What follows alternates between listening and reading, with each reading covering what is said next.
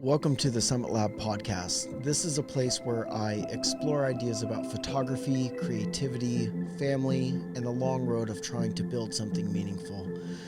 I'm Chris, and this is the Summit Lab. Before I had kids, I used to photograph almost every day. Sunrise shoots around the bay, sunset drives to the coast, and late nights editing images. Then life got busy and the camera slowly stayed in the bag. Um, Seriously, before I had kids, I was literally going out almost every day. Down in the bay, when I lived there, it was about a 30-minute drive from my doorstep to the beach. And there were multiple days a week where I would just go to a different beach and photograph the sunset by myself. I'd explore and just go photograph by myself. Um, I loved those times getting away. The beach was always my place to get away. Um, Moving up north, I was a little worried about that because I loved it so much, and I found a new home at the river and the lake, which is great. I wrote a blog post about that on my website not too long ago. Um, but I'd also get up at sunrises. Me and my buddy Nate, we used to get up almost every Saturday morning and drive up to Slacker Hill up in San Francisco. It's this hike up in the Marin Headlands, and you get to overlook the Golden Gate Bridge with the San Francisco skyline in the background. It's amazing. The hike is miserable, and we were always after this shot where the city is out of the fog and the Golden Gate Bridge peaks are out of the fog, but the rest of the bridge is under the fog. And we would hike up so many times, and we to this day we never got the shot. Um, there were times where you would just stand in the fog and just wait for the sun to come up, and you'd still be in the fog, and then you'd just hike back down and go somewhere else. There were other times where there just was no fog, but it was always fun. I never regretted any one of those trips, getting up in the morning, being up before most people in the world, and getting something accomplished. Um, I remember super late nights of editing, just trying to get photos perfect. And I loved it, but it was just so time consuming. Looking back, I'm like, man, weren't they just good enough? Um, and then that kind of led into I fell in love with photography so much that a good friend of mine, my great buddy Adam, we started a business teaching people photography, and we'd travel around the United States, going to national parks and just different places, and teaching people photography. And those are some of the greatest times of my life. Um, the people were amazing, and I dearly loved it. I miss it a lot. Um, but then, COVID hit, and that kind of put the kibosh on traveling, and things. The world just slowed down, and so did my photography.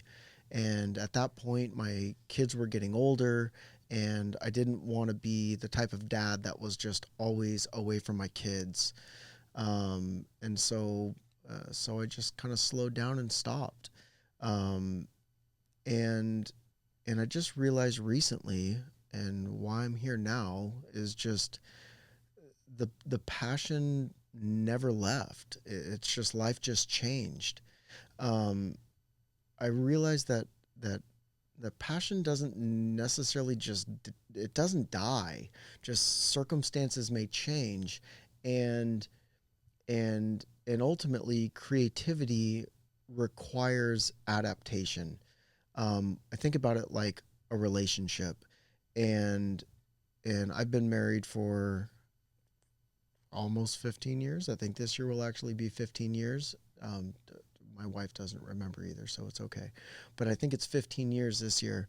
And I've learned a lot from that. I've learned that you go through changes, people change, their core stays the same, but they change over time. And photography is the same way. Your creativity is the same way, and life changes and things get in the way, but you have to adapt. You have to adapt if you want that relationship to survive.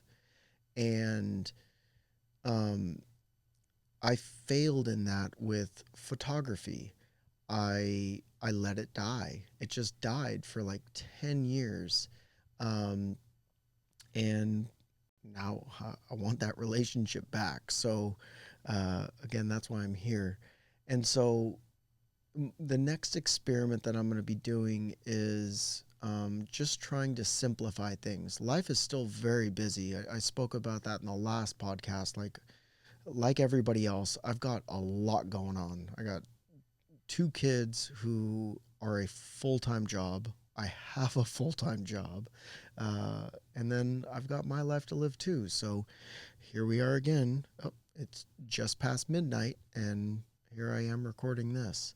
Um, so right now, my experiment's going to be simple. It's just make photography easier. Um, my plan is to get the Sony A7 II, A7C2, and just keep it with me with a simple 35 millimeter lens, a prime lens, which means you just can't zoom. It's you get one focal length and your feet become the zoom. You have to move with it if you want a different shot. And what I really like about this is I don't really like that focal length. And so it's going to be fun to experiment with it. It's going to be fun to try. And I was talking to Adam earlier actually, and I told him that I'm just going to learn to love it. I used to hate shooting super close up like telephoto shots, and that is my absolute favorite way to photograph right now. Um, and so with this 35 millimeter, I'm just going to try and capture simple things. And I've got no expectations. Another one of the goals in this experiment is to remove pressure. Like I don't care if I get these, massively beautiful sunrises or sunsets. I just want to capture moments and just get the creativity going again, and just focus on progress versus like extraordinary shots. So I have zero expectations. I'm just looking to try and get that momentum going and just keep that train running.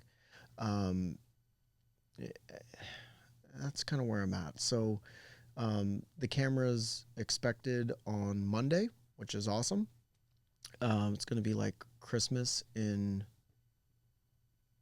oh, it'll still be March, Christmas in March.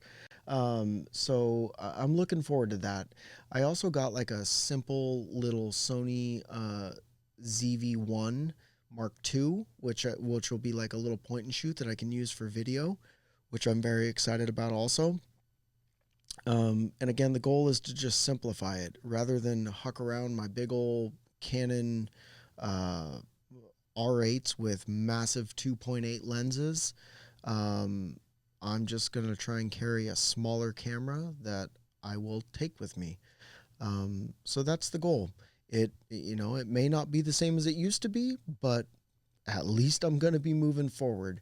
And the goal here is to don't let that passion slip away again. So I'll check back in next week. We'll see how things go. And thank you for being here. This is the Summit Lab podcast, experiments in creativity, storytelling, and building a meaningful life.